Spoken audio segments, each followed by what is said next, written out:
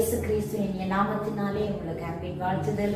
இந்த நல்ல நாளிலும் தேவனுடைய வார்த்தையை நாங்கள் கேட்டுக்கொண்டிருக்கிறோம். தேவனுடைய வசனம் உங்களோடு கூட நிச்சயமாய் பேசும். உங்களை அவர் எப்பொழுதுமே இருந்து உங்களை நடத்துகிறவர். உங்களை தேவன் தைரியப்படுத்துகிறார். உங்களோடு கூட இருக்கிறார். உங்களோடு எப்பவுமே அவர் இருப்பார். அன்பு பிள்ளைகளே, தேவன் எப்பவுமே நம்மை ஆதரிக்கிறவரும் நமக்கு ஆறுதல் செய்கிறவரும் நம்முடைய எல்லா காரியங்களையும் அவரே பார்த்துக் கொள்வார். மனம் தளர்ந்து போகாதிருங்கள், மனம் சோர்ந்து விடாதிருங்கள். தேவன் உங்களுக்கு என்று ஒரு அற்புதத்தை வைத்திருக்கிறார். அதை யாரும் திருட முடியாது, அதை யாரும் பறிக்க இயலாது, அதை யாரும் எடுக்க இயலாது. ஏன் தெரியுமா? உங்களை பாதுகாக்கிற ஆண்டவர் உங்களுக்கு என்று வாக்கு பண்ணினதை யாருமே எடுத்து விட அவர் இடம் அளிக்கவே மாட்டார். நீங்க என்ன செய்தாலும் நீங்க அவர பிள்ளை. அவர் உங்களை எப்பவுமே கண்ணோக்கி கொண்டிருப்பார். இந்த நாளில் ஒரு அழகான சத்தியத்தை நான் உங்களோடு பகிர்ந்து கொள்ளட்டுமா? ஏசாயாவின் தீர்க்கதரிசன புஸ்தகம் 58வது அதிகாரம் 11வது வசனம் சொல்கிறது, கர்த்தர் நித்தமும் உன்னை நடத்தி மகா வறட்சியான காலங்களில் உன் ஆத்துமாவை திருப்தியாக்கி உன் எலும்புகளை நினமுள்ளதாக்குவார் என்பதாக இந்த வசனம் சொல்கிறது. அன்பான கர்த்தருடைய பிள்ளைகளே, கர்த்தர் நித்தமும் உன்னை நடத்துவார். வறட்சியான காலங்களில் உன் ஆத்துமாவை அவர் திருப்தியாக்கி உன் எலும்புகளை நினமுள்ளதாக்குவார். உன்னை காப்பார், உன்னை நடத்துவார், உன் எலும்புகளை நினமுள்ளதாய் அவர் அங்கே வைக்க போதுமானவராய் இருக்கிறார். அன்பானவர்களே, இன்றைக்கு நாங்கள் முகம் கொடுக்கிற ஒவ்வொரு சூழ்நிலையிலும் நமக்கு ஒரு பாதுகாப்பு அவசியமா இருக்கிறது. வெளியில் இருந்து உள்ளே இருந்து வெளியே ஒரு மனுஷன் போகிறான்னு சொன்னால் இந்த மகனுக்கு எந்த நிச்சயத்தோடு போகிறார்கள்? நாங்கள் இன்னைக்கு பார்க்கிற ஒவ்வொரு காரியத்திலும் அநேக விபத்துக்கள், அநேக ஆபத்துக்கள், பயங்கரங்கள் சூழ்ந்து கொண்டிருக்கிறது. இவைகள் நடுவில் யார் நம்மை தப்புவிப்பது?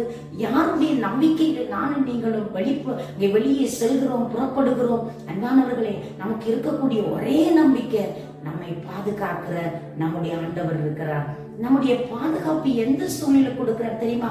மகா வறட்சியான காலங்களில ஒன்றும் இல்லை, ஒன்றும் கிடைக்கல, நம்ம புசிப்பதற்கு, நாம் குடிப்பதற்கு கூட ரொம்ப கஷ்டப்பட்டு கொண்டு இருக்கிறோம் என்று சொல்லி நம்ம என்ன சூழ்நிலையில முகம் கொடுத்தாலும் அந்த வறட்சி காலங்களிலும் தேவன் நம்மை காப்பாற்ற வல்லமை உள்ளவராய் இருக்கிறார். அழகான ஒரு குடும்பம் இருந்தது, ஒரு விதவை குடும்பம். அந்த விதவை தன்னுடைய கணவனை இழந்து ரொம்ப கஷ்டப்பட்டாள். கடன் தொல்லை ஒரு பக்கம், கண்ணீர் ஒரு பக்கம், பிரச்சனை ஒரு பக்கம், இப்படி பல போராட்டங்களுக்கு முகம் கொடுத்தாள். அவள் ஒரு நாள் ஆண்டவரை நோக்கி பார்த்தாள். தன்னுடைய சூழ்நிலைகளை தேவனுக்கு தெரியப்படுத்தினார்.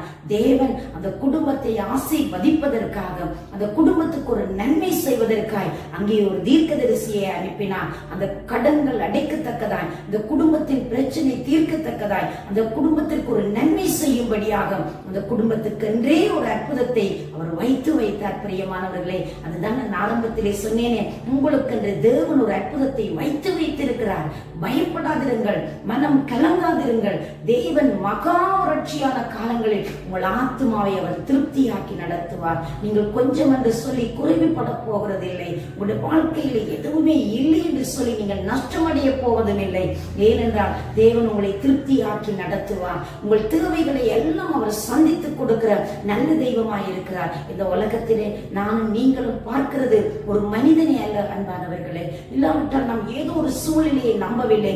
யாரோ ஒருவருக்கு இருந்து எனக்கு ஒரு நன்மையான காரியம் வரும் என்று சொல்லி எதிர்பார்த்து நீங்கள் அந்த எதிர்பார்ப்பு எல்லாம் மடங்கடிக்கப்பட்டு அந்த எதிர்பார்ப்பு எல்லாம் உடைக்கப்பட்டு போய் இன்றைக்கு நீங்க சோர்ந்து போய் உட்கார்ந்து கொண்டிருந்தீங்களா? உங்களை பார்த்து தேவன் சொல்லுகிற வசனம் என்ன தெரியுமா? உங்கள் ஆத்துமாவை அவர் திருப்தியாக்குவார். உங்கள் ஆத்துமா அமைதியாக இளைப்பாட பண்ண என் தேவன் வல்லமை உள்ளவராய் இருக்கிறார். பயப்படாதீர்கள். மனிதர்களுடைய வார்த்தையினால் நீங்கள் மனமுடைந்து போக வேண்டாம். மனிதர்கள் தேவையை சந்திக்கல என்று சொல்லி நீங்க திடனற்று போக வேண்டாம். உங்கள் தேவைகள் யாவையும் சந்திக்கிற தெய்வம் உங்களோடு என்னோடு கூட இருக்கிறவராய் இருக்கிறார். எனக்கு அன்பானவர்களே, உங்கள் ஆத்துமாவை திருப்தியாக்குவார்.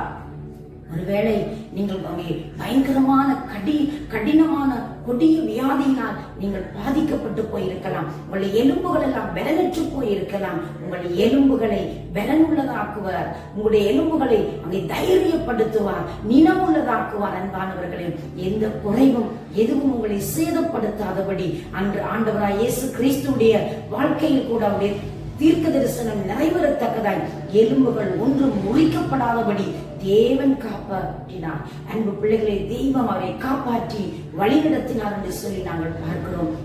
அருமையான அன்பு பிள்ளைகளே, உங்களுடைய தகப்பன் உங்களை எப்பொழுதுமே தாங்கி நடத்துகிறவர். உங்கள் தகப்பன் உங்களை எப்பொழுதும் விசாரிக்கிறவர். உங்கள் தகப்பன் உங்களை எப்பொழுதும் நேசித்துக் கொண்டிருக்கிறார். நீங்கள் பயப்படாதிருங்கள். அவர் நமக்கு தகப்பனாயிருக்கிறார், நல்ல தாயாயிருக்கிறார், நல்ல தெய்வமாயிருக்கிறார், உற்ற நண்பனாய் கூட நமக்கு உதவி செய்ய கடந்து வருகிறவராயிருக்கிறார். நீங்கள் எப்படியெல்லாம் அவரை பார்க்கணும் என்று நீங்க நோக்கி அவரிடத்திலே கடந்து வர்றீங்களோ அப்பொழுது அவர் அப்படி உங்களுக்கு தென்படுவார். அப்படிப்பட்ட ஒரு மகத்துவமான ஆண்டவர், அப்படிப்பட்ட ஒரு அற்புதமான தெய்வம் தான் நம்முடைய ஆண்டவராய் இயேசு கிறிஸ்து. இந்த உலகத்திலே அன்பு பிள்ளைகளே, அவர் தன்னுடைய ஜீவனையை நமக்காக கொடுத்திருக்க, அவர் கொடுக்காம எப்படி மற்ற காரியங்களை விட போகிறார்?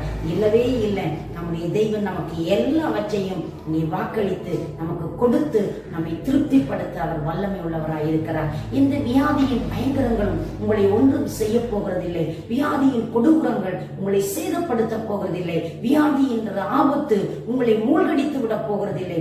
அதில் இருந்து தப்புவிக்க என் தேவன் நீ சர்வ வல்லமை உள்ளவராய் இருக்கிறார். அந்த வியாதியின் சாபத்தில் இருந்து விடுவிப்பதற்காய் அவர் சர்வ லோகத்தின் பாவங்களையும் சாபங்களையும் ரோகங்களையும் அவரே சுமந்து தீர்த்து கல்வரி சிலுவையில் அவர் சிந்தின ரத்தம் உங்களையும் என்னையும் இன்றைக்கு விடுவிக்க வல்லமை உள்ளதா இருக்கிறது. அந்த ரத்தத்தை நீங்கள் உச்சரியுங்கள், அந்த ரத்தத்தை நீங்கள் விசுவாசியுங்கள். அவர் பட்ட பாடுகளை நீங்கள் நம்பிக்கையோடு ஏற்றுக்கொண்டால் அதனாலே உங்களுக்கு விமோசனம் உண்டாகும், அதனாலே உங்களுக்கு பதில் கிடைக்கும். அன்பானவர்களை, நீங்கள் சோர்வடைய வேண்டாம். அவர் மகா வறட்சியான காலங்களில் உங்களை நடத்துவார். உங்கள் எலும்புகளை நினமுள்ளதாக்குவான். உங்களுடைய ஆத்மாவை திருப்திப்படுத்தி உங்கள் தேவைகளை சந்தித்து உங்களை கனப்படுத்தி நடத்துவார். அந்த நம்பிக்கையோடு தேவனுடைய வசனத்தை கேளுங்கள். அந்த வசனம் உங்களோட வாழ்க்கையில் உயிர்ப்பித்தலை கொண்டு வரும், ஒரு ஜீவனை கொடுக்கும். அந்த ஜீவனினால் நீங்கள் நீடித்த நாட்களாய் உயிர் வாழ முடியும் என்றதிலே எந்த சந்தேகமும் இல்லை.